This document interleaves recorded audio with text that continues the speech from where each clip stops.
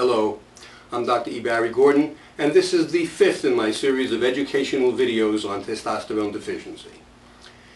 No one disputes the fact that at some point in our lives our sex hormones, testosterone in men and testosterone, estrogen, and progesterone in women, begin to decrease, and that this loss progresses as we grow older. That would be like denying the existence of the menopause.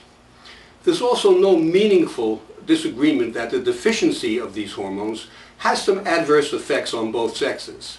For example, there's no argument about sex hormone deficiency causing menopausal flushing and mood changes, along with fatigue, weakness, and loss of sexuality in both sexes. The only points of contention are to what degree these hormone deficiencies adversely affect us, and whether or not they should be corrected by replacement. In this video, I'm going to present my view of the general role testosterone and its deficiency plays during our lifespan, and then look at the entire question of hormone replacement from a more biological point of view. Can we answer the questions? Do our bodies want these hormones replaced? Is it in our biological best interests? After we're born, our lives can be divided into three simple stages. First, we grow and mature and eventually become adults. The second stage is a highly variable period of time during which we enjoy a robust, active, healthy sexual existence. Then, inevitably, at some point we note some diminishing of our vigor. Our acute interest in sex becomes dulled a bit. We've entered the third stage, a steady downhill voyage into the physical and mental debility of old age. We may not want to admit it, but we all probably realize what's happening to us. I'd guess that what's been jokingly called the midlife crisis is our rebellion, as some part of our psyche can no longer deny this onset of aging and deterioration. I believe that it is the loss of testosterone that triggers the onset of this third stage. I believe that a major part of getting old is nothing more than the effects of our progressive loss of testosterone. I believe that effective replacement of testosterone could and would add many, many years of healthy, robust sexual life to our existence. Now, do our bodies want these missing sex hormones replaced? Let's start by looking at what controls the amounts of sex hormones in our body. The secretion of these hormones by the ovaries or the testes is regulated by the pituitary gland, the so-called master gland. It sits at the base of the brain, directly connected to it by nerve fibers, doing the brain's bidding. So we have this sequence of control. Acting under instructions from the brain, the pituitary secretes stimulating hormones, which in turn regulate how much sex hormone is produced by the ovaries or the testes. Now, what exactly causes us to lose our sex hormones? It's very important to understand that with very rare exception, the hormonal loss is caused by failing testes or ovaries, not because of anything to do with the pituitary or the brain. The testes and ovaries are becoming incapable of producing sufficient hormone, no matter how much they're stimulated. What reason exists to believe that our bodies do or do not want these hormones back again? There's nothing more us than our brains.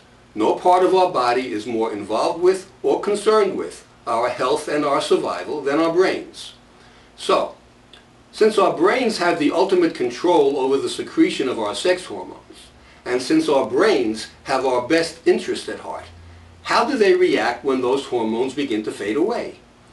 Do they accept the effective death of our ovaries or testes without reacting? Without bothering to try to goad them into functioning again? Hardly. Our brains greatly turn up the production of the pituitary hormones which stimulate the ovaries and testes. In postmenopausal women, in their blood, these hormones from the pituitary can increase to as much as 600% higher than the highest levels that ever existed during their premenopausal adult lives. Indeed, one key element in diagnosing the menopause is the finding of very high levels of these pituitary hormones. The pituitary literally pours them out as if desperate to reawaken the failing ovaries and spur them into again producing adequate amounts of sex hormone. The reality for both sexes is that it's a grasping for survival, because the loss of these sex hormones, especially testosterone, begins the process of physical and mental decline. Now, what makes me say that testosterone is necessary for survival? With a few moments' thought, it's obvious that before the development of weapons, individuals weakened by their loss of testosterone were far more likely to fall prey to a predator. Before the development of firearms, the more testosterone deficient man was physically weaker and certainly always at a great disadvantage. He wasn't likely to survive a fight with a sword or a spear against a younger man at his full strength. What about now?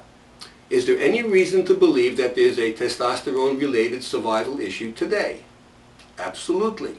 As I discussed in video 3, within the past few years, 4 major research institutions have published separate studies clearly showing that men with more testosterone live longer than men with lesser amounts.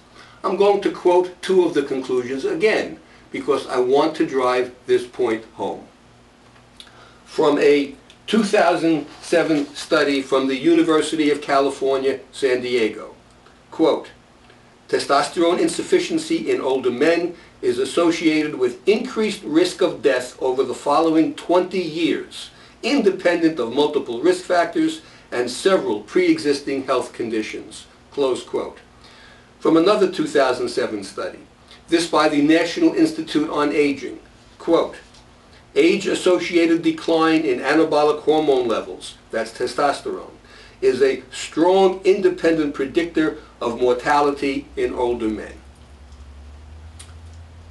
There's no question but that the onset of the loss of testosterone is the beginning of dying. There's no question but that our bodies are desperate to have those sex hormones back again. The refusal of the medical community to look at this issue with an open mind, their rigid insistence on ignoring this disease, is the great medical failing of our time. In my next video, number 6, I'm going to discuss getting your testosterone level checked. It's just a blood test, and it should be a simple matter. Unfortunately, that's not the case. The flaws of testosterone testing have had a catastrophic impact on our dealing with the disease of testosterone deficiency. Remember my website, www.thehiddendisease.com. You'll find a lot of information there, including the abstracts of over 70 medical studies and all the prior segments of this video series. Finally, as I ask at the end of every video, if you think this presentation has some importance, forward these videos to everyone on your email list and ask them to do the same. I'm Dr. E. Barry Gordon. Thank you for watching.